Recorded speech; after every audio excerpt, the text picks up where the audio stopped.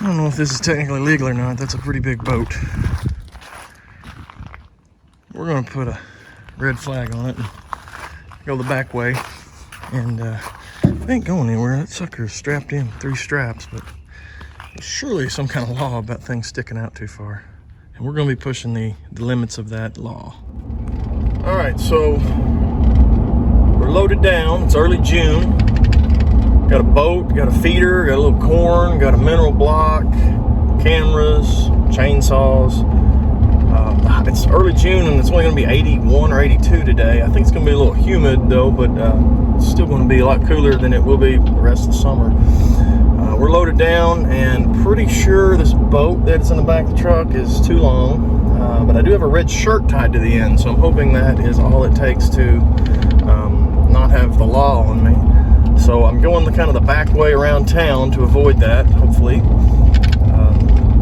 And I guess I'm just going to plead ignorance if they do pull me over. I'm purposefully not getting gas in town. I'm going to go to a station outside of town that is more expensive, but maybe I won't be sitting there, you know, screaming out, "Hey, come check out this giant boat sticking out of the back of the truck." It's secured in really well. It's not going anywhere. I've got 4 ratchet straps on it. I'm really worried more about the deer feeder bouncing out than anything. The boat's not going anywhere, but it's pretty dang long sticking out the back of this truck. Well, I've made it through town. I think we're going to be home free now. I think normally don't see any cops outside of town in this country part of town. So I've had a lot of people asking for updates on the Beaver Dam or the water control structure we put in. It's been about a year ago, so I understand that, you know, there ought to be some kind of an update on it. Now, I'd planned on there being an update, but a little bit of here's the update. When I bought this property 3 years ago, I guess it was, I got it at a really good price, which made it affordable for me. And it didn't have an easement at the time, so you couldn't legally get to it. But the company that I bought it from, the realtor said, well, there's a gravel road that goes right up to it. It's a private gravel road. The lady, we know the lady, she's real nice. She'll probably give you an easement. We've been doing real estate a long time. Yada yada yada. It'll be an easy deal. It's a state law; they have to give you an easement, and it is. So I buy the property at a good price. I asked the lady, you know, that owns she has like 600 acres, doesn't live anywhere around there, just farmland.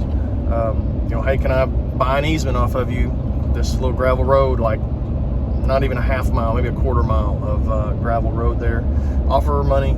She says, nope, can't do it. I explained to her, like, I don't have a way to access my property. I'm gonna, you know, I don't want to have to go to court over this, but we'll have to if I can't get easement. And she just never responds.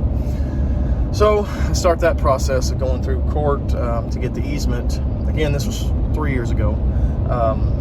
In the meantime, the north property is about 600 acres. I actually just called that guy up and explained to him, hey, I'm getting easement to this property, but I don't have it yet. Can I drive across the edge of your field, grown-up field that they're not planting anything on, to get to the north side of my property? He was fine with it. He said, just don't mess anything up. So that worked great for a while I was still getting the actual easement I needed, because the north side was around the edge of a grown-up field. You couldn't drive a vehicle around it. If it rained, you couldn't go because it was really muddy. You know, it was at any point in time you knew he may change his mind. So it was not ideal. He ended up selling off all his land, like 600 acres, to some multi-millionaires that you can't even get a hold of. If you look them up on Onyx, it's a lawyer. You got to call the lawyer. He calls them. Not an ideal situation. And they're building it up to be a great deer and duck hunting place. So obviously they don't want me driving through their field, which I understand. So that for 2 years I got to come in on the north side around that guy's field, and that's where I was coming in when I was making the water control structure and all the other hunting stuff we did out there. I've literally been on the south side maybe 2 times in my life, and you could only get there whenever it rained or when it was cold and wet. You couldn't really get there when it was raining. When it was winter time, you could walk across the Beaver Dam in the video, and you could get there then. But the rest of the year is too snaky. Even though I could launch a boat, there wasn't anywhere that I knew of on the south side that you could dock the boat. It got real shallow and swampy there, so the boat wouldn't make it through the leaves and all that stuff. So anyway, all that to say, well, when that property on the north side sold, the lady on the south side had not given me easement, and it was still in court. We'd actually gone to court, waiting on them to make a ruling. It's a long, drawn-out deal. So we built that, put that water control structure in February, and probably in April, May, is when that property sold on the north side. So I couldn't get there from April till I ended up getting my easement from the court, through the court, the last weekend of duck season. So that's the last year video of duck season. The last 2 videos were from there, from my private property that we just got the easement on. I got easement on like a Thursday. We went duck hunting out there on a Friday, and had a great hunt. So hence why I don't have an update. And today's gonna be the first time we've actually gone out to the water control structure. I have no clue what to expect, but we got some projects we're going to do out there today anyway. Let's go, Brandon. So the lesson here is, don't buy a property without an easement, because it will cost you a bunch in legal fees. It'll take forever to get it done, to get the easement and get it recorded. So I don't advise that, but the property itself is fantastic. You ask yourself, why would you buy this? Why would you spend that much time and effort? You should have just walked away from it when they said it didn't have easement. Well, the first time we walked on it, the first time we ever been on it, I believe it was February. Walked out there, jumped up a bunch of mallard ducks. We saw deer walking through there. I mean, the first time we ever went on it, it was like, this has everything you want. Squirrels everywhere. It's all trees except for the swamp through the middle. So it has water. I wanted water in my property. I don't want to be dependent upon a well. I don't want just some ag field. So this met all the requirements. It's surrounded by big properties. It's like 600 acres on the north, 600 on the south. It's off the main road, so you're not going to have cars going up and down, constantly spooking deer away. And basically making 20 acres of it that you can't use, or 10 acres of it that you can't use because it's just right by a road. There's a cop. He doesn't seem to care. All right. So it met all the requirements, and I truly believed these realtor guys that were like, this is a nice lady. She'll be happy to give you easement. She won't care. And you wouldn't think she would care. She doesn't live there. She has 600 acres, and literally after doing the survey, I find out I own the road that they've been driving on my southern border. So anyway, I'm happy it all has apparently worked out, even though she has appealed the easement. It sounds like she's just appealing to not make it a public road, which again, that's what we tried to do 3 years ago. So I don't advise buying properties that don't have easements. If you have a legal deeded easement, you're good to go. So in the future, this property, someday I'll sell it and get another property, a bigger property or something. It should be worth a lot more because now I've gone through the headache of getting the easement. So there is that. This.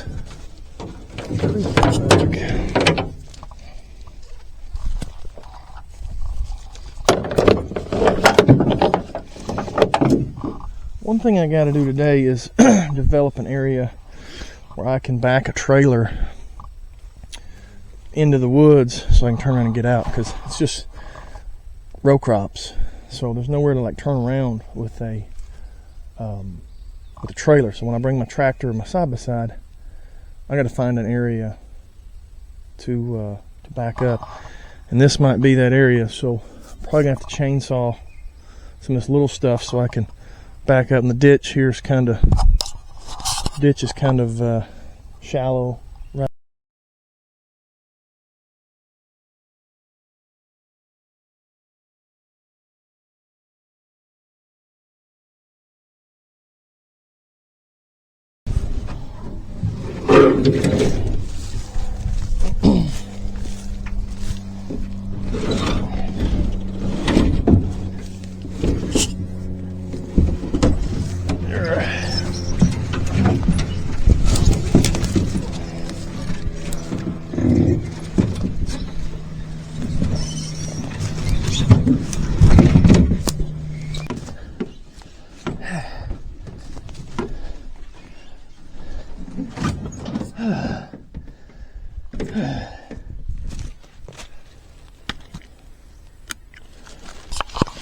this is an SK, a real SK that I've got an external solar panel hooked into it, and I like this little opening, and I still will probably put another camera here at some point. It's one of the few spots you could probably plant a little clover or something in these woods. And it's got an old tree stand over here, so that always makes me think, well, you know, if they took the time back in the day to hang that old stand there, there was a reason for it. This is gonna be tricky.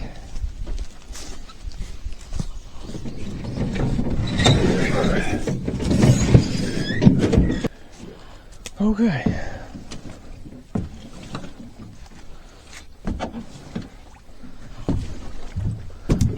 Well,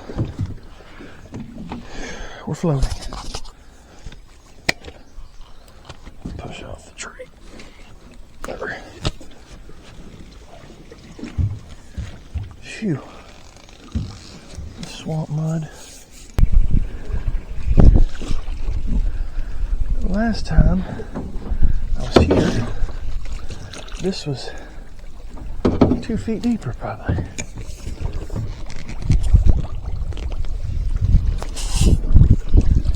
And would have been no problem. That item and the other item there that need chainsaws.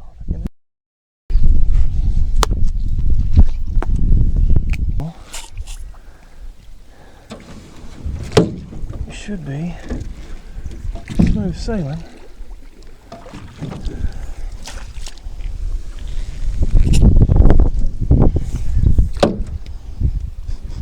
You have rice growing all over this thing. It's like a baby gar. Control structure. And that is it in that pile of grass. You can see the output down there at the end. Hey. So basically, in the winter we'll have to dig it back out. I don't think there's much point in trying to dig on it much right now. Snaky, swampy. This is the area that's been blowing out every time the water gets up, I guess.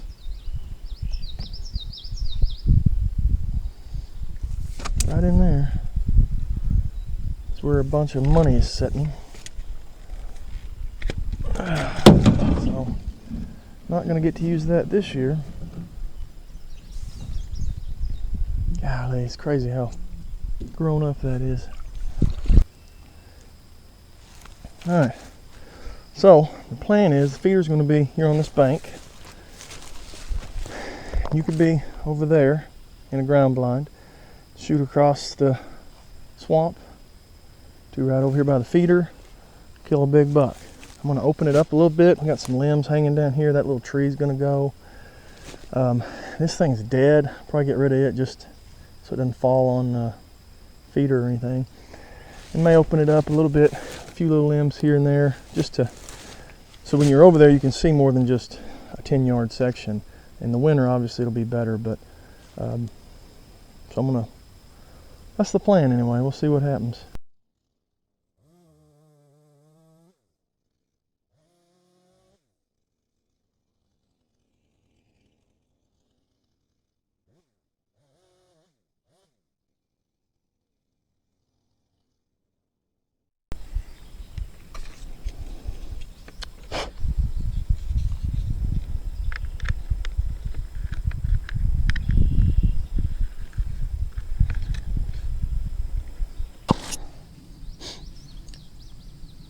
So one of my favorite features is the ability to see what it sees before I leave and not having to wait on a picture to see what it sees.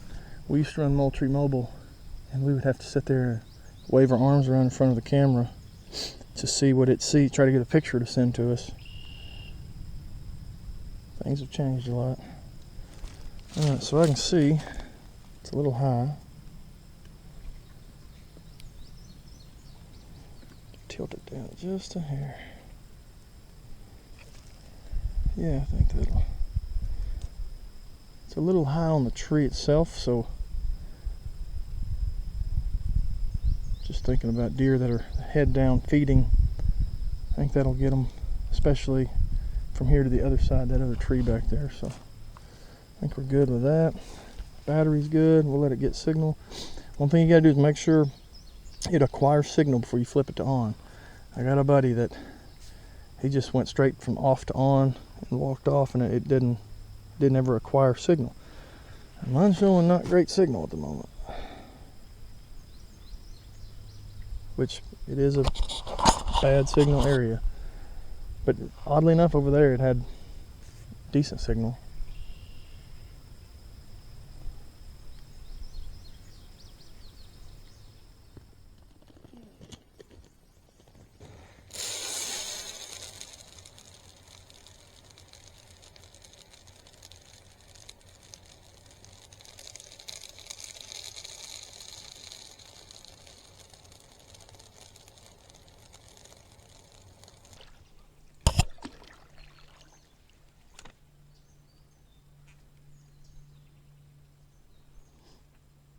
Deer, right there.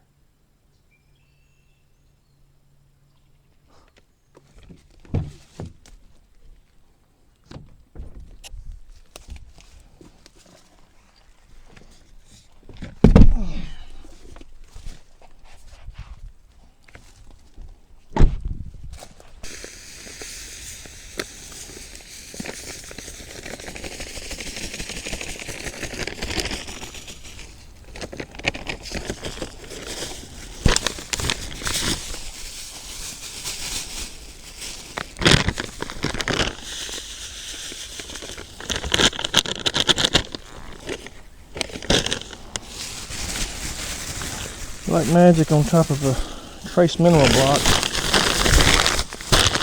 The growing season has been a good cheap way to get the deer to come in and get some minerals, get on camera. Well, that's a wrap on today. Spent about 3, maybe 4 hours out here moving a camera, putting a feeder up, trying to figure out a way to boat across there. Ended up finding a much easier way, much shorter way, so that's what I'll use in the future. So next up, I've got to get the deer duck blind in here and get it put in so the grass and stuff can grow up. Get a deer food plot put in the woods back there, and then through June and July, we're going to just kind of randomly throw rice and millet out in the mud flats as the water goes up and down with the rains and stuff. And instead of just having one date where we're like, this is when we feed, we're going to do it, you know, every other week or something. Just scatter it into the mud flats and see how that does. I don't want to spray and kill too much because there is some wild, I don't know, it's not wild rice, I don't know, smartweed, I guess, maybe, stuff like that out there. That the ducks do like, so I don't want to kill it all and then the rice and millet not ever take off. So anyway, that's the plans, and that's one day in the books, and we're going to have a few more coming up soon.